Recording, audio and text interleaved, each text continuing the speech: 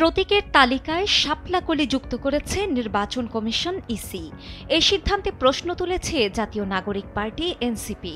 দলটি বলছে প্রতীক হিসেবে শাপলাই চাই তাদের, এখানে কোনো ছাড় দেবে না তারা। কয়েক মাস আগে ইসির পর্যালোচনায় নিবন্ধনযোগ্য রাজনৈতিক দল বিবেচিত হয় এনসিপি। শুরু থেকেই শাপলা চেয়ে আসছে দলটি, কিন্তু তা দিতে নারাজ ইসি। এ প্রসঙ্গে ইসি সচিব আখতার আহমেদ সবসময় জানিয়েছেন এটা প্রাসঙ্গিক নয়।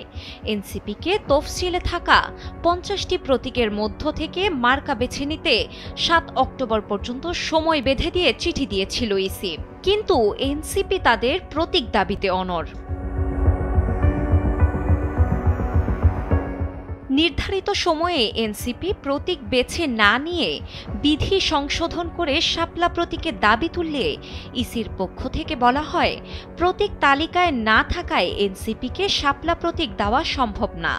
এনসিপি নেতারা হুঁশিয়ারি দেন তারা শাপলা প্রতীকেই নির্বাচন করবেন এবং এই প্রতীক না পেলে তারা নির্বাচন কমিশনের বিরুদ্ধে আন্দোলনে নামবেন। এরপর বৃহস্পতিবার প্রতীক তালিকায় শাপলা-কলি যুক্ত করে নির্বাচন কমিশন। এতে শুরু হয় তুমুল আলোচনা। প্রশ্ন ওঠে, তবে কি এনসিপির জন্যই শাপলা-কলি যোগ করল ইসি?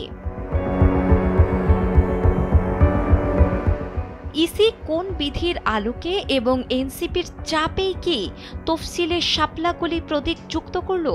এমন প্রশ্নের জবাবে ইসি সচিব বলেন, ইলেকশন কমিশন মনে করেছে শাপলা-কলি রাখা যেতে পারে, এটা কারো দাবির সঙ্গে প্রাসঙ্গিক না। এনসিপি শাপলা প্রতীক চেয়েছে, দুটোর মধ্যে পার্থক্য রয়েছে। এখানে মূল বিষয় কমিশন দরকার মনে করেছে তাই পরিবর্তন করেছে, যদি ভবিষ্যতে প্রয়োজন হয় আবার সংশোধন করবে। এদিকে বিরূপ প্রতিক্রিয়া দেখাচ্ছে এনসিপি। দলটির যুগ্ম আহ্বায়ক সামান্থা শারমিন বলেন, এনসিপিকে বাচ্চা বা অনুজ হিসেবে বোঝানোর চেষ্টা এটি। শাপলা-কলি দেওয়া গেলে শাপলাও দেওয়া সম্ভব। প্রতীক হিসেবে শাপলা পেতে এনসিপি কোনো ছাড় দেবে না। এতে আবারও উঠেছে প্রশ্ন, এনসিপি এমন অনড় অবস্থানে থাকলে তবে কি পুনরায় সংশোধন করতে বাধ্য হবে ইসি?